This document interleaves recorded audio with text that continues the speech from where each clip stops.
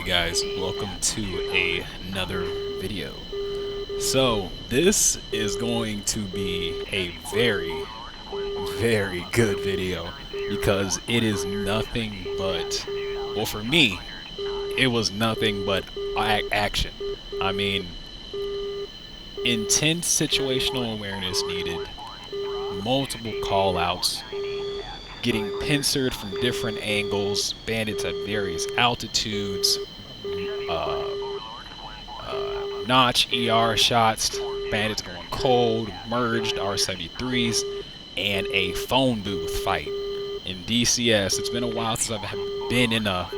It's been a while since I've had to get in the phone booth. You know, I'm a little rusty, but it didn't show today. I'll tell you what. This is gonna be a good video, and I'm actually going to talk through the majority of it. And it's an 18-minute video, so that's a lot of talking. But that's how excited I am about it. I honestly don't want to post this because it might overlap my last tactics video, which I put a lot of work into, but I gotta upload this, so yeah, let's get to it.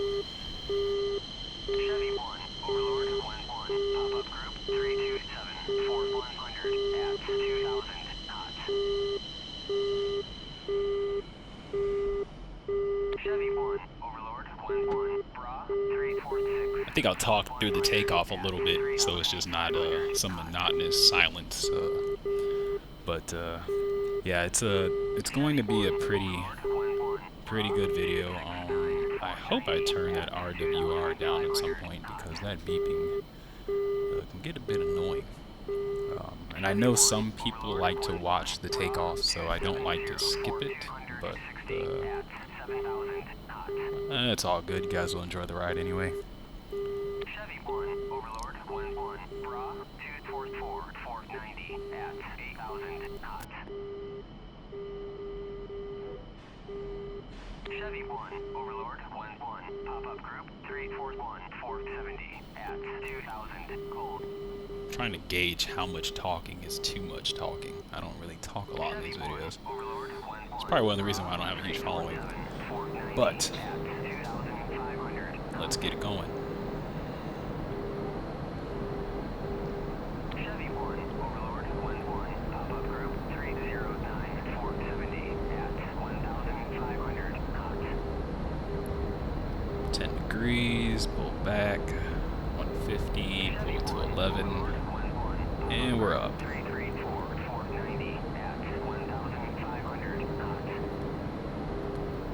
Alright, so now it is time to get started.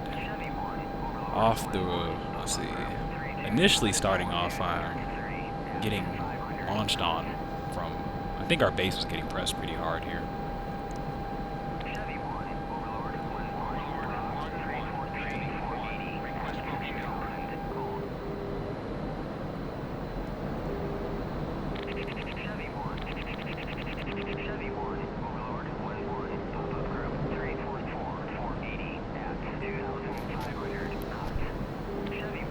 And I'll make sure to add timestamps if I remember. Alright, let's see.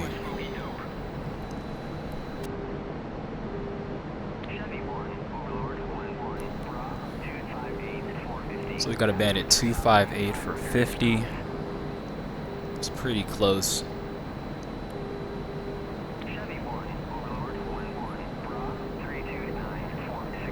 329 for 60. And what I'm going to try and do is just talk over this and try and present what's going through my head as I'm flying in this situation. So you kind of understand how my essay, I guess, works. It's harder to do this live because it's hard to teach and do what I'm doing at the same time. So I have to do recordings after the fact. But I will do my best to try and convey what's going on here.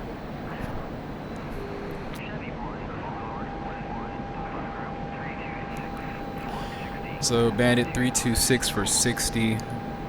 It's a bit, like, I think that's 10 degrees past my beam here on my left side.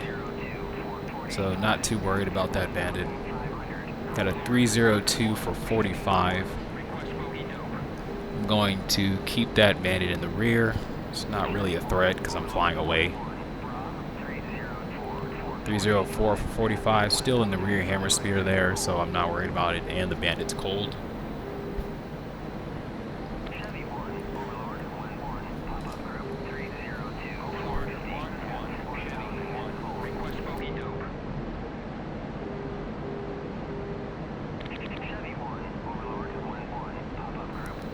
Still, we got a 331 for 90. That's where my focus is going, since I'm more so on that heading. So I'm gonna keep an eye on 331. Oh, 305 for 60. He's cold. I'm not too worried about that. 331 for 90 is gonna be my primary focus right now. 296 for 50. Now that's a definite problem, something to look at. So I'm gonna go ahead and posture for that and see if and get an idea of what that bandit's doing.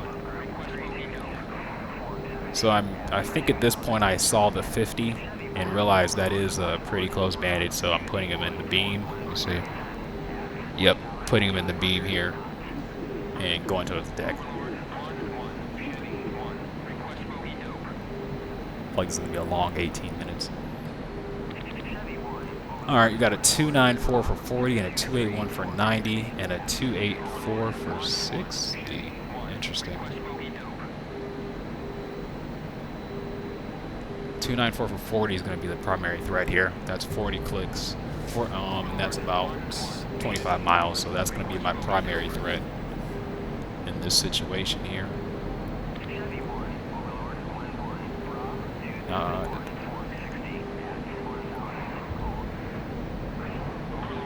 So now I'm pressing the 300 for 45 since that bandit is cold. The mindset here is I've defeated that bandit, or more so that bandit has lost interest or is going in the wrong direction. Anything that puts him in an opposite path to me, I'm going to try and press that bandit now.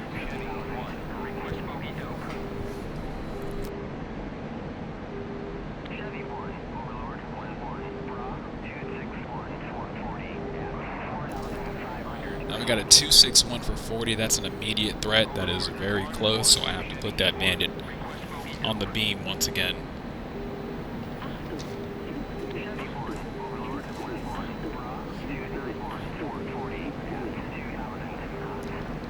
Now I've got a more immediate threat. I've got a bandit 291 for 40, so I have to hold off on the previous bandit and focus on beaming this one. So as you can see, it's going to get pretty dicey. So a lot of call-outs, a lot of close bandits. 272 for 35. That bandit is now going to be my priority. I'm going to try and get hot on this bandit. 272 for 35. Like in the video I mentioned earlier, once I get that bandit out of that bandit scan zone, I want to press that bandit as fast as I can. If you look to the bottom right, I am in burner.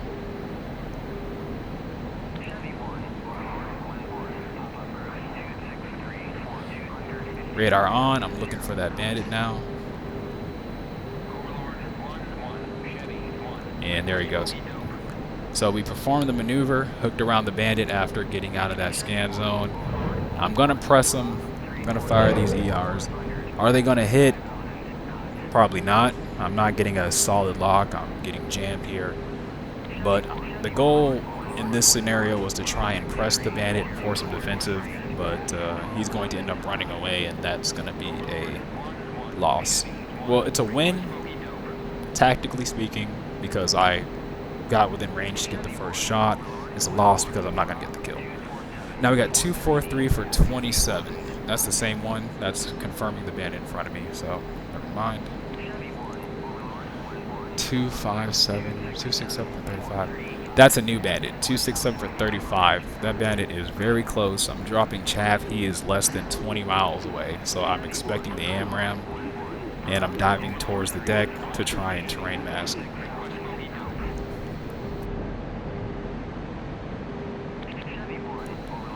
.263 for 23. He is very close now. He is at about, he's less than 15 miles, probably at 10 or 9 miles now, a little bit above 10. So now it's time to turn in hot. I'm doing a slow cradle turn into the Bandit. Once again, remember that that J hook that I mentioned in the last video. You don't want to turn hot on the Bandit. You kind of want to slightly lazily turn into the Bandit. So now I've crossed across the Bandit's path, and I'm kind of waiting for him to fly over. And there he goes.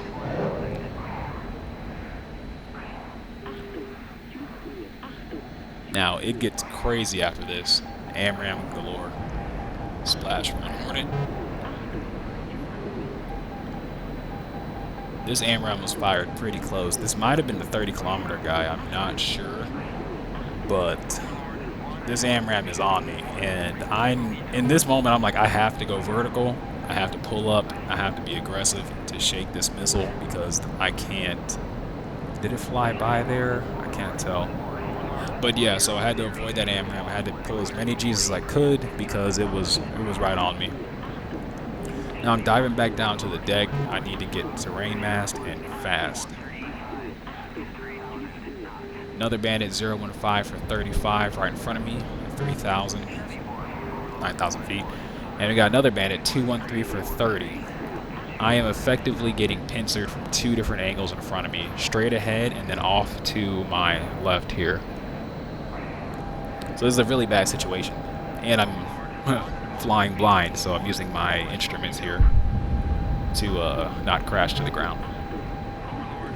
So I recognize I'm getting pincered, and I go cold to get away from both Bandits because that's not a fight that I'm going to be able to handle. So I have both 2, 3, and 0, 1 in my rear hemisphere. And now I'm going to call for AWACS to get an updated picture on those two Bandits. And as you can see, they're both still hot, and they're both still coming from two different directions here. So you got to be able to build that picture in your head to understand your situation. So what I'm going to do here is dive to the deck and try and get that Bandit at 015 while terrain masking the Bandit from 230 to my rear back there. Trying to isolate one of these Bandits. 013 for 17. That's not him. Made a mistake there.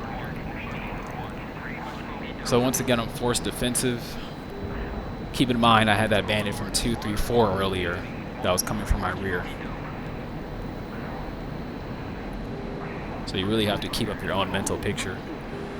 And since AWACS isn't calling that Bandit out, he's more than likely floating around somewhere. Yep, there he goes. 217 for 25. You got to find these numbers quick when AWACS blurts out these bearings. So that Bandit is still lurking. That's why it's important that you keep a mental picture of what's going on around you. So I got 221 for 25. That Bandit is to my front right hemisphere here at 6,000. 6 or 5,000. I also have a Bandit directly on my 6. That's the one from 015 earlier. I have another Bandit 243 for 35 at 1,500. Keep in mind, I just had a Bandit in that same direction at 6,000. That's two Bandits to the southwest, and then a third Bandit on my left that was coming from the north. So I have all this pictured in my mind right now, and I realize I'm in a bad spot. I've got 3 Bandits pressing me, but we're gonna solve that problem real quick.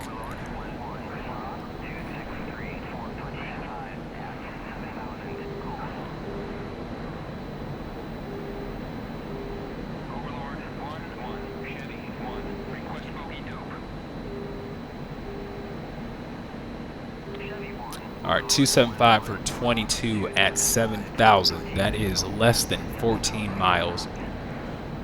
We've got to notch this guy quick.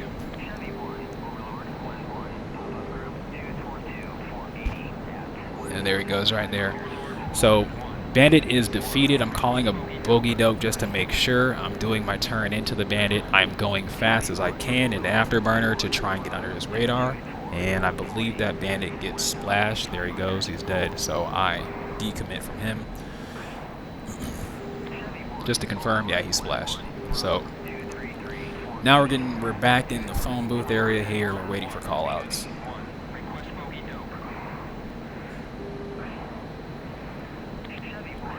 Alright, 010 for 40. Let's check the HSI here. Am I headed? Yeah. 010 for 40.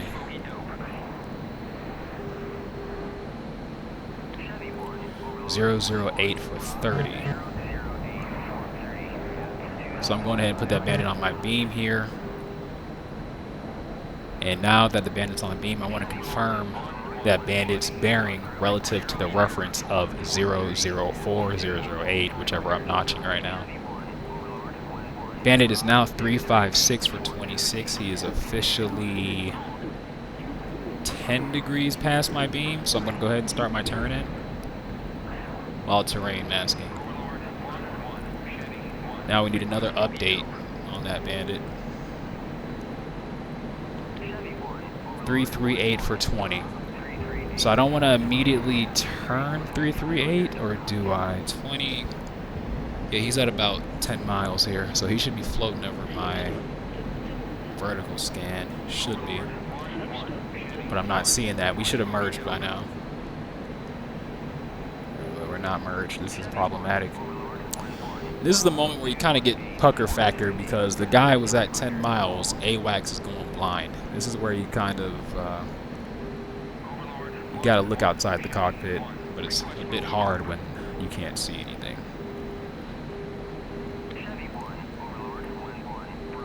So now I'm blind. I effectively have a bandit I'm merged with, and I don't know where he is.